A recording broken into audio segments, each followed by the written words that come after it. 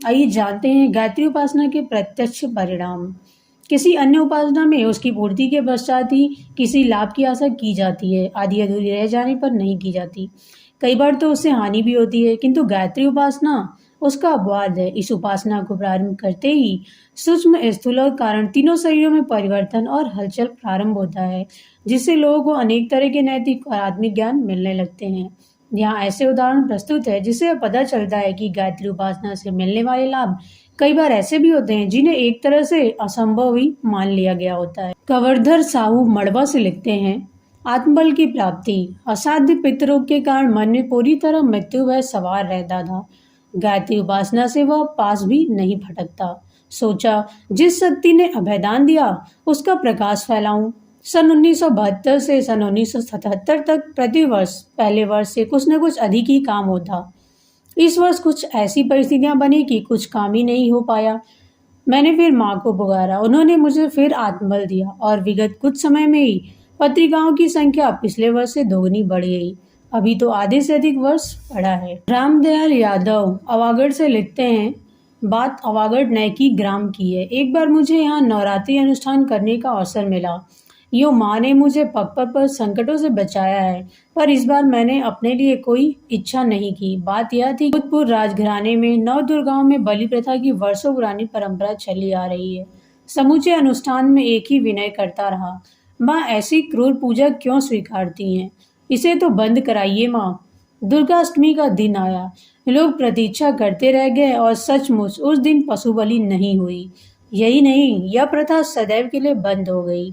इस सब की प्रेरणा का आधार ढूंढने पर यही लगा कि माँ गायत्री वस्तुतः सर्वसमर्थ है। श्री गणेश दत्त शर्मा टाटानगर से बताते हैं, आर्थिक अभाव के कारण मैट्रिक से आगे न पढ़ सका। टाटा कंपनी में कुल 15 रुपये मासिक की लंगड़ी लूली सर्विस मिली। इन्हीं दिनों पूज्य गुरुदेव के संपर्क में आकर गायत्री उपासना प्रारंभ की। एक दिन प्रेरणा हुई कि और पढ़ना चाहिए। दिन में नौकरी, रात में पढ़ाई। 4 वर्ष में बीए उत्तीर्ण कर लिया और अब इस कंपनी में 700 रुपये से अधिक की सर्विस कर रहा हूँ। श्री श्याम सुंदर मिश्रा इंजीनियर देवघर बिहार से बताते हैं कि दुर्व्यसनों से मुक्ति कैसे मिली। बाल्यावस्था में ही पड़ गई नशेबाजी की कुटेव इस जीवन में पिंड छोड़ेगी ऐसी दुराशा मात्र लगती थी, किंतु जब से गायत्री का आंचल पकड़ा मस्तिष्क में मंथन प्रारंभ हुआ और वह बढ़ता ही गया। तो एक दिन वह भी आया जब तीव्र मनोबल जागृत हुआ और नशेबाजी ऐसी छूट गई जैसे सर्प की केचुल। अब मन सतोगढ़ी चिंतन और अंतःकरण दिव्यानुभूति से ओतप्रोत बना रहता है, जिसकी अभिव्यक्ति संभव ही नहीं। श्याम सुंदर बैजलपुर अपना अनुभव बताते हुए कहते हैं, मेरा जन्म जिस परिवार में हुआ था उसमें मेरे बाबा की पीढ़ी से कोई भी शिक्षित नहीं रहा। मैंने किसी तरह कक्षा 4 तक की शिक्षा पाई थी, किंतु खेती जैसे धंधे में फंसे होने के कारण उस शिक्षा का मेरे लिए न कोई महत्व था न उपयोग। बात सन 1957 की है। मथुरा में होने वाले सहस्त्रकुंडी यज्ञ के सिलसिले में गायत्री परिवार में मेरा संबंध स्थापित हुआ। गायत्री अंक पढ़ने से मेरी श्रद्धा फूट पड़ी और मैंने गायत्री उपासना प्रारंभ कर दी। 1 वर्ष बाद ठीक उसी दिन जिस दिन से मैंने उपासना प्रारंभ की थी, एकाएक मन में आया कि जीवन को यूं ही पेट भरने और बच्चे पैदा करने में गवा देने में कोई सार नहीं है। अपनी योग्यता बढ़ाने की भी बात मन में उठी और उस दिन से नियमित रूप से सायंकाल 2 घंटे पढ़ाई का अभ्यास प्रारंभ कर दिया। पड़ोसी लोग हंसते, गांव वाले ताने कसते, बूढ़े तोते पढ़ने चले, पर सचमुच तोता पढ़ गया। पहले जूनियर हाई स्कूल, फिर हाई स्कूल की प्राइवेट परीक्षा दी जिसमें प्रथम श्रेणी आई। उसी वर्ष पंचायतों के चुनाव हुए।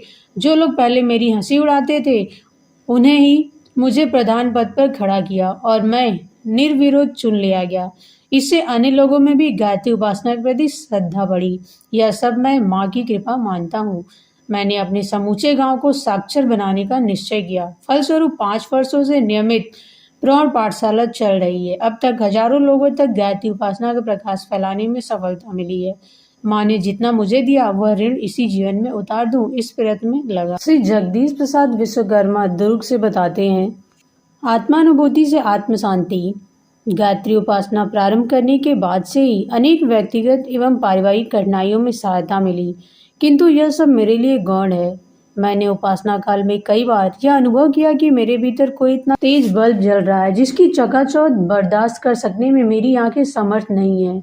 जब ध्यान टूटता है तो सारा शरीर गर्म अनुभव होता है। कुछ देर बाद यह गर्मी स्फूर्ति, सक्रियता, प्रसन्नता और मधुरता में बदल जाती है। ये अनुभूतियां अत्यधिक सुख और शांति प्रदायक है। एस.आर. भारद्वाज, गुना, मध्य प्रदेश से बताते हैं, शीतल छाया अब मिली। वितृष्णा और भटकाव के 17 वर्षों को मुड़कर देखता हूँ तो हृदय कांप उठता है। गायत्री उपासना का कोई भौतिक चमत्कार दिखलाई भले ही न दिया हो, किंतु माँ ने जो शक्ति, साहस और निर्भयता प्रदान की है, उसकी तुलना में भौतिक सफलताएं मेरे लिए तुच्छ हैं। अपने स्वार्थों तक सीमित रहने की संकीर्णता पारमार्थिक संवेदना में बदल गई है। मेरी साधना अब यह है कि दूसरे लोग भी इस महाशक्ति के संपर्क सानिध्य में आए और हीरे जैसे चमकदार जीवन को जंग लगने से बचाएं। श्री व श्रीमती डॉक्टर एस.वी. गर्ग भोपाल से बताते हैं, कुछ और पाने की इच्छा नहीं रही। विवाह के 10 वर्ष बाद तक भी संतान नहीं हुई तो घर वालों से उपेक्षा मिलने लगी। एक दिन बहुत करुण स्वरों से माँ को पुकारा कि भले ही पुत्री दे पर बाज होने के कलंक से बचाए। ठीक 9 माह बाद पुत्री की प्राप्ति हुई और हम दोनों का विषाद जाता रहा। अनेक तरह की कठिनाइयां और उतार चढ़ाव आते रहते हैं, पर अब उसकी चिंता की अपेक्षा माँ की दया दृष्टि, उनकी अनन्य भक्ति की ही भावना बनी रहती है। श्री बदीलाल, स्वर्णकार, एडवोकेट, नरसिंहगढ़ से बताते हैं, जीवन और सत्य परस्पर घुल गए। गायत्री उपासना प्रारंभ किए मुझे 1-2 वर्ष हुए थे कि मुझे अपने शरीर के भीतर विलक्षण हलचल प्रतीत होने लगी। गृहस्थ होते हुए भी मैंने 1 वर्ष तक पूर्ण ब्रह्मचर्य व्रत का पालन किया। उस अवस्था में मेरे अनुभव अत्यधिक सुखद हैं। जागृत अवस्था में ही कई तरह की मधुर ध्वनियां सुनना, स्वप्नों में मनोरम दृश्य देखना, यह सामान्य क्रम जैसा हो गया है। इससे मुझे आत्मिक आह्लाद और आत्मा की अमरता में विश्वास के 2 बहुमूल्य रत्न मिले हैं। ऐसा लगता है मेरे जीवन में सत्य समा गया है। कदाचित वह स्थिति प्रकट कर दिखा सका होता तो लोग गायत्री उपासना का महत्व साकार देख लेते। श्री गोकुल प्रसाद त्रिपाठी, नरसिंहगढ़, मध्य प्रदेश से बताते हैं, फिर भूल ना हो। गायत्री उपासना से सविता के प्राणों से संबंध की बात लोगों ने पढ़ी होगी, किंतु मैंने सीधे सविता में शक्तिपात का प्रत्यक्ष अनुभव किया है। उन दिनों अपने नेत्रों में चमकते ज्योति पुरुष को देखकर अपनी वाणी में छलकते प्राण की सुगंध से स्वतः आत्मविभोर हो उठता था, किंतु मन में छिपे किसी खोट ने आक्रमण किया और उस उपलब्ध प्राण शक्ति का दुरुपयोग प्रारंभ हो गया। जब तक भूल मालूम हो तब तक सब कुछ खो गया था, किंतु पछताकर भी क्या करता। अब फिर अपनी मंजिल की ओर चल पड़ा हूँ। अब दौड़ लगाने की अपेक्षा अपने को संभालने की तत्परता अधिक है, ताकि फिर वैसी भूल न हो। माँ गायत्री की ऐसी दिव्य अनुभूतियों को सुनने के लिए वीडियो को अधिक से अधिक लाइक, शेयर और सब्सक्राइब जरूर करें। धन्यवाद।